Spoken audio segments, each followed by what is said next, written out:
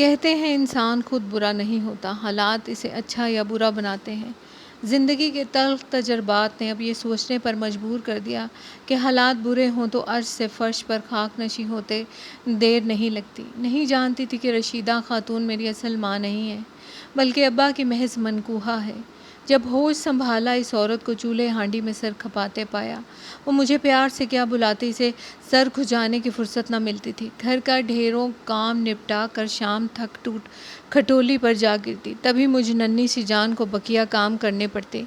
ان دنوں 6 برس کی تھی اور کام کرنے کی بساط نہ رکھتی تھی، مگر اماں کے لیے دل میں نرم گوشہ تھا، تبھی ننھے ہاتھوں سے از خود کچن کا فرش صاف کرنے لگتی اور بند پڑتا تو صحن دھو دیتی۔ اتنی سی عمر سے ہی چھوٹے بہن بھائیوں کو بھی سنبھالنا سیکھ لیا تھا۔ جوں جوں وقت گزرتا گیا، ذہن میں سوچ کے دریچے واہ ہوتے گئے۔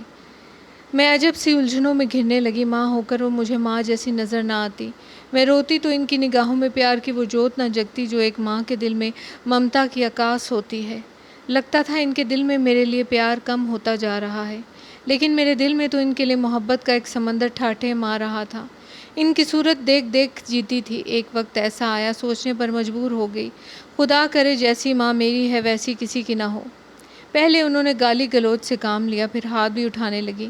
مجھے یاد ہے جب میں 8 برس کی تھی، وہ ذرا ذرا سی غلطی پر اتنا مارتی کہ نیم جان ہو جاتی۔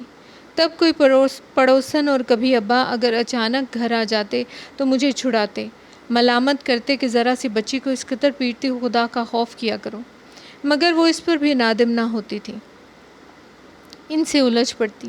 والد نیک سیدھے سادے مولوی ٹائپ انسان تھے۔ ان کا کلیجہ ریشم کا تھا، لیکن رشیدہ خاتون تو جیسے پہلو میں دل نہیں پتھر کا ٹکڑا لے کر پیدا ہوئی تھی۔ زبان ایسی خراب کہ بہن بھائی اور باپ بیٹی ایسے مقدس رشتوں پر الزام لگانے سے نہیں چوکتی تھی۔ بات بات پر ٹوکنا اور ہر کام میں عیب نکالنا ان کی طبیعت کا خاصہ تھا۔ مجھے گھر کے ماحول سے نفرت سی ہو گئی تھی۔ رمضان کا مہینہ تھا، افطاری کا وقت ہوا تو کھڑکی سے جھانک کر چھوٹی بہن کو آواز دی۔ وہ تو نہ آئی، ایک نوجوان سامنے آ گیا۔ وہ بولا میں آ جاؤں، میں نے دھڑ سے پٹ بند کر دیے۔ تبھی چھوٹی بہن ہاتھ میں کاغذ کا ایک پرزہ لے کر آ گئی۔ یہ میری بربادی کا پروانہ تھا۔ پہلی بار یوں کسی سے باہر کی دنیا میں رابطہ ہوا تھا۔ میں تو اماں کے سلوک سے تنگ تھی اور کسی کی توجہ چاہتی تھی۔ ماں تو ہر دم پھٹکارتی ہے، کیوں نہ کسی سے ہنس بول لوں، کچھ تو دل شاد رہے گا۔ نہ جانے کس بات پر امی کی انبن طاہر کی ماں سے ہو گئی، بس پھر کیا تھا، اماں کو تو لڑنے کا بہانہ چاہیے تھا۔ آؤ دیکھا نہ تاؤ، طاہر کی بہنوں پر خوب گندے گندے الزامات دھر دیے اور محلے بھر میں ان کو بدنام کرنا شروع کر دیا۔ طاہر کی اماں کیا منہ میں گھنگھنیاں ڈالے تھی، بات حد سے بڑی تو ادھر سے بھی جوابی کارروائی ہونے لگی۔ ماں نے بیٹے کو بھی اکسایا۔ طاہر نے ترنت میرے ہاتھوں کے تحریر کردہ محبت نامے محلے والوں کو دکھائے۔ اس وار کو اماں نہ سہ سکی، تڑپ ہی تو گئیں، کیا تو گردن اونچی کر کے ایک ایک کی بہو بیٹی کے کردار میں 100 کیڑے ڈالتی تھیں، اور اب اپنے گریبان میں جھانکنا پڑ گیا۔ دامن کے داغ چھپانے کو جگہ نہ مل رہی تھی۔ مجھ کو ایسی چار چوٹ کی مار دی کہ سارا عشق ہوا ہو گیا۔ یہ مار ایک دن کی ہوتی تو صبر آ جاتا، روز کا رونا روگ ہو گیا۔ ہر وقت ایک ہی طعنہ تھا، ایک ہی بات، طاہر کے نام سے لعنت ملامت پھر کوسنے۔ ان دنوں تو اماں نے مجھے واقعی پاگل کر دیا تھا۔ ماں مجھے گھر میں سب سے بڑا خطرہ سمجھنے لگی۔ وہ آئے گئے سے میرے رشتے کے لیے کہتی، انہی دنوں ایک رشتہ آ گیا۔ یہ رشیدہ خاتون کے ہی رشتے دار تھے، مگر ان کو سخت ناپسند تھے، پھر بھی مجھے جلد گھر سے نکالنے کی خاطر فوراً ہاں کر دی۔ ان کے جاتے ہی مجھ سے مخاطب کیا کہ لے بہت مزے میاں بابا کے گھر میں، اب دیکھوں گی جب ان 28 گیروں میں رہے گی، دن رات کی جوتیاں پڑیں گی، سارے کنبے کی خدمت کرے گی، تب ماں یاد آئے گی، کمبخت چلی تھی عشق کرنے اتنی سی عمر میں۔ نکاح ہو گیا، پھر میں ایسے بیاہی گئی جیسے بیوہ عورت دوبارہ بیاہی جاتی ہے۔ خوشیوں کی آرزو لے کر آتی تھی، غم دامن کو لگے، جیتے جی موت کا مزہ چکھ لیا۔ شوہر پہلے ہی دن دل کو نہ بھایا، اور اوپر سے اس کا اتنا بڑا کنبہ، دن رات لونڈی کی طرح کام کرتی، جو سالن بچتا تو میرا کھانا کم پڑ جاتا، بھوکی سو جاتی۔ کوئی یہ نہ کہتا تم ہی تو پکاتی ہو، اپنے لیے دوبارہ سے پکا لو۔ خدا سمجھے طاہر نے ذرا سی بات کا بتنگڑ بنا لیا۔ پشتوں تک انتقام لینے کی اس نے ٹھان لی تھی۔ جب خبر لگی کہ گڈی سسرال سدھار گئی ہے، میرے ہاتھ کے لکھے ہوئے وہ مکانہ نامے جو اسے پیار سے بھیجے تھے، میرے شوہر کو بھجوا دیے۔ سکھ چین کے دن آنے بھی نہ پائے تھے کہ سسرال سے میں کے ہنکار دی گئی۔ میں تو سوچا کرتی تھی کہ پیار سے، خدمت گزاری سے کسی بھی طرح شوہر کا دل جیت کر گھر کو جنت کا نمونہ بنا دوں گی، ساس سسر کو ماں باپ کا درجہ دے کر ان سے شفقت پالوں گی، اور کون تھا میرا خدا بیٹی کو ایک گھر ایک قبر دے، یہ بزرگوں کی دعا ہوتی ہے۔ لیکن میرا نصیب میکے آئی تو اماں نے ہنگامہ کھڑا کر دیا کہ اب تیری صورت نہیں دیکھنی، جا کہیں بھی دفان ہو جا، اس بازار میں جا کر بیٹھ جا، اب طلاق لے کر آ گئی، ایسے ہی کرتوت تھے نا تیرے، میں تو پہلے روز سے جانتی تھی کہ تو گھر بسانے کی نہیں۔ ایک دن ہمت کر کے میں نے جواب دے دیا، اماں قصور میرا ہے کہ تمہارا، ہمیشہ پیار کو تم نے ترسایا، محبت کے بولوں کے لیے بھی میرا کیسا کیسا جی نہیں تڑپایا، مگر تمہاری زبان پر کبھی پیار کے 2 حروف نہیں آئے۔ 14-15 سال کی عمر ہی کیا ہوتی ہے، اسکت برا بھلا سمجھ جاتی، تم جو محبت دیتی تو میں پیار کی تلاش کو بھلا باہر جاتی۔ اب اماں کہتی تھیں یا تو یہ نوکری کر لے یا پھر جہاں میں کہوں نکاح ثانی کر لے۔ وہ ایک بار پھر مجھے بھاڑ میں جھونکنا چاہتی تھیں، وہ میرا بوجھ نہ اٹھانا چاہتی تھیں، جبکہ میں خود بوجھل 2 جی سے تھی۔ نوکری ڈھونڈنے کیسے جاتی اور نوکری ملتی تب نہ جبکہ میں تھی میٹرک فیل۔ ایک سہیلی سے مدد کی درخواست کی، وہ بولی پہلے بچے کو تو جنم دے لو، اس حال میں تم کو نوکری کون دے گا، اپنی زندگی پہلے پہاڑ تھی، بیٹی کا بوجھ اور بڑھ گیا، اللہ کی مرضی کہ لڑکی ہو گئی اور ساتھ ہی جوڑوں میں درد شروع ہو گیا، ذرا سا کام کرتی اور بدن میں ٹیسیں اٹھنے لگتی، جانے کیسی بیماری تھی کچھ سمجھ میں نہ آتا تھا، اتنا روپیہ نہ تھا، علاج معالجے کا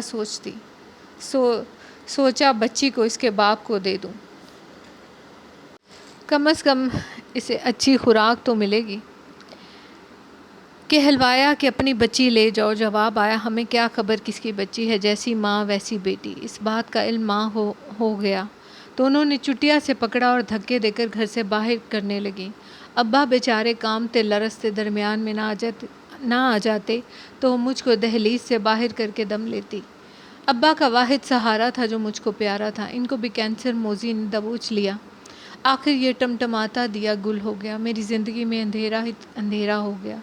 جس دن سہیلی نے نوکری دلانے کو بلایا میں نے اس روز اپنا سب سے اجلا جوڑا پہنا، رابعہ نے دفتر کا پتہ بتا کر کہا کہ وہاں چلی جاؤ، میری پڑوسن کے بھائی کا آفس ہے اور ان کی بڑی کمپنی ہے، وہاں کم پڑھی لکھی لڑکیوں کو بھی نوکری مل جاتی ہے، خوب اچھا سا دفتر تھا، ایک موٹا سا آدمی بیٹھا تھا، کیا ماڈلنگ کرو گی، اس نے سوال کیا، میں اس کا منہ تکنے لگی، ہاں ذرا سا شوٹ کرنے پر 5,000 ملیں گے، پھر فلموں میں کام کرنے کی آفر بھی آنے لگے گی اور اگر فلم چل گئی تو وارے نیارے ہوں گے، ایسی نعمتیں زندگی کی ملیں گی کہ جن کا تم نے تصور بھی نہ کیا ہوگا، گاڑیاں، بنگلے، عزت، شہرت، قرض، سبھی کچھ مل جائے گا، رہی ماحول کی بات تو انسان کا خود اچھا ہونا پڑتا ہے، آپ بھلے تو جگ بھلا، میں کانوں کو ہاتھ لگاتی چلی گئی، گھر آئی تو اماں بپھری ہوئی شیرنی کی طرح چنگھاڑی، اتنی دیر سے کہاں تھی بچی، روتے روتے ہدموئی ہو گئی ہے، ایسا اجلا لباس کہیں تو دکھانے نکلی تھی، اس بلا کو میرے گلے ڈال دیا،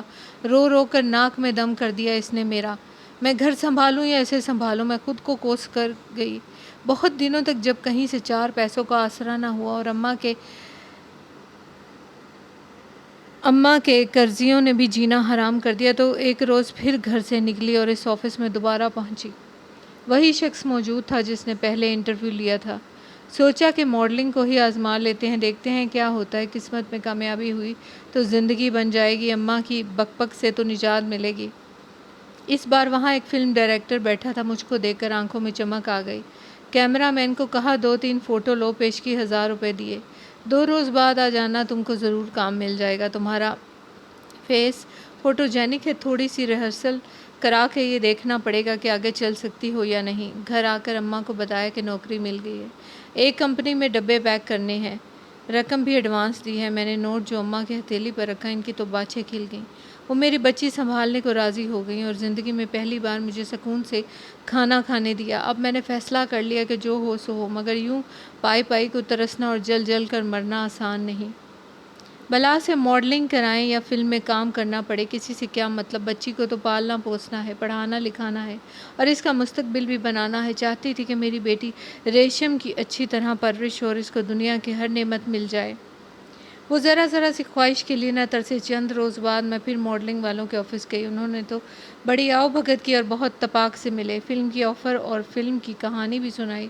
اور اسکرپٹ یاد کرنے کو دے دی اور کہا ہفتے بعد آؤں گی، تو معاہدہ سائن کر کے پیشگی رقم بھی دی۔ ہفتے کو تیار ہو کر پہنچی، وہ بولے آؤٹ ڈور شوٹنگ ہے۔ گاڑی تیار کھڑی تھی۔ گاڑی میں کیمرہ مین، ایک نام نہاد ہیرو اور 2-4 دوسرے لوگ تھے۔ کسی خوبصورت مقام پر ایک سین فلم بند ہونا تھا۔ انہوں نے بتایا کہ شام تک واپسی ہوگی، فکر نہ کرنا، تم کو تمہارے گھر پہنچا دیں گے۔ شہر سے دور ایک پرفضا مقام پر یہ لوگ مجھے لے آئے۔ مجھے اب کچھ خوف سا محسوس ہونے لگا۔ یہ کیا اتنے مردوں کے ہمراہ بغیر سوچے سمجھے ایک انجان جگہ آ گئی۔ صورت سے تو شریف لگتے تھے، مگر شرافت کے لبادے میں دھوکے باز بھی تو ہوتے ہیں۔ پھر کیا ہوا؟ ریسٹ ہاؤس میں جب ہم کھانے کے لیے اندر گئے، انہوں نے ایسا سبق دیا کہ ہر شریف لڑکی کو خون کے آنسو رلانے کو کافی ہے۔ یوں میں آنکھوں میں موتی پانی کے مول بیچ کر آ گئی۔ یہ آنسو نہ تھے، عفت کے موتی تھے جو بن مول لٹ گئے۔ فلم تو کیا بنی، میری زندگی ایک گالی ضرور بن گئی، اور آج یہ گالی اس معاشرے کا داغ بن گئی، وہ داغ جن کو میرے 1000 آنسو بھی نہیں دھو سکتے۔ اب تو اس جہنم میں جلتے بہت وقت بیت چکا ہے، آنسو بھی سب ختم ہو چکے ہیں، بس ایک ہی آرزو رہ گئی ہے کہ مجھے گھر کے پاکیزہ ماحول سے بازار تک لانے والوں کو خدا ہدایت دے۔ خبر نہیں یہ کس قسم کے لوگ ہوتے ہیں جو فلم میں کام دلوانے اور ماڈلنگ کے بہانے سے معصوم اور مجھ جیسی بیوقوف لڑکیوں کے لیے گاہک تلاش کرتے ہیں۔ ہم تو غربت کی ماری اپنوں سے ستائی ضرورت مند اور مجبور لڑکیاں ہوتی ہیں، جو مجبوراً ایسے سودے کر کے عمر بھر کا جہنم خرید لیتی ہیں۔ لیکن کیا کبھی ایسے لوگوں نے سوچا ہے کہ ان کے اپنے گھر میں بھی ہم سی بہنیں اور بیٹیاں ہیں؟ اگر کوئی ان کو دھوکے سے جہنم کا راستہ دکھا دے تو ان پر کیا گزرے گی؟ ماں کے مرنے کے بعد میں نے اسی بازار میں پناہ لی جہاں ہم جیسیوں کو پناہ ملتی ہے، اور میری کوکھ جنی کی بھی یہی پناہ گاہ ہے، اور وہ کہاں جائے گی؟ کاش اس کے باپ کو اس بات کا احساس ہو جاتا جس نے اپنی بیٹی کو ماننے سے انکار کر دیا۔ اس نے اپنی جائز اولاد سے غفلت برت کر کتنی بڑی بھول کی ہے، کتنا بڑا پاپ کیا ہے، ایسا پاپ جس کو دنیا کے 7 سمندر مل کر بھی نہیں دھو سکتے۔